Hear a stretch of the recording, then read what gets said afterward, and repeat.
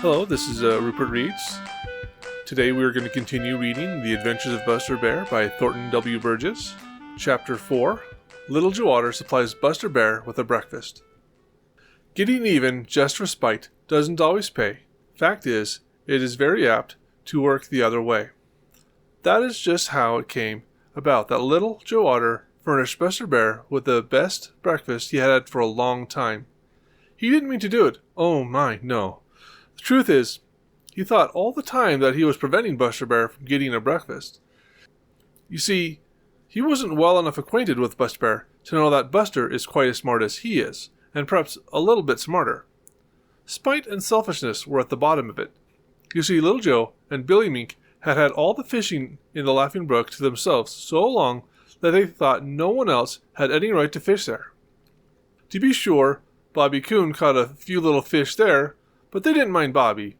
Farmer Brown's boy fished there too, sometimes, and this always made Little Joe and Billy Mink very angry, but they were so afraid of him that they didn't dare do anything about it.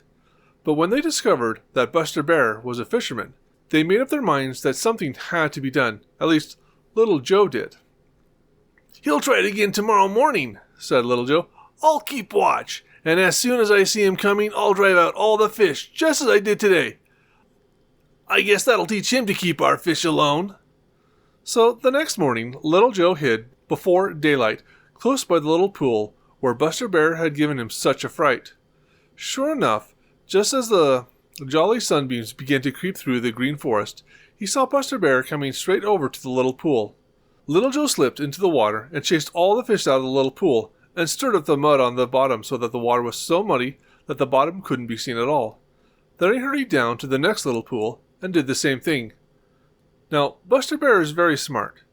You know, he had guessed the day before who would spoil his fishing, so this morning he only went far enough to make sure that if Little Joe were watching him, as he was sure he would be, he would see him coming.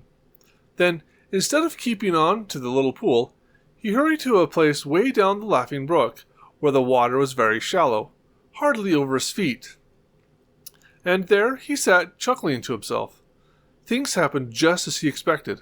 The frightened fish Little Joe Otter chased out of the little pools up above swam down the Laughing Brook because, Little Joe was behind them, and there was nowhere else for them to go. When they came to the place where Buster Bear was waiting, all he had to do was scoop them out onto the bank. It was great fun. It didn't take Buster long to catch all the fish he could eat. Then he saved a nice fat trout and waited.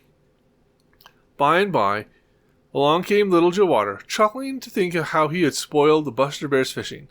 He was so intent on looking behind him to see if Buster Bear was coming that he didn't see Buster Bear waiting there until he spoke. "I'm much obliged for the fine breakfast you had given me," said Buster in his deepest, most rumbly voice. "I've saved a fat trout for you to make up for the one I ate yesterday. I hope we'll go fishing together often."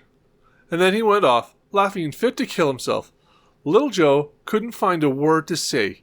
He was so surprised and angry that he went off by himself and sulked, and Billy Mink, who had been watching, ate the fat trout. Thank you for listening, and if you liked what you heard, please like, comment, and subscribe. Thank you.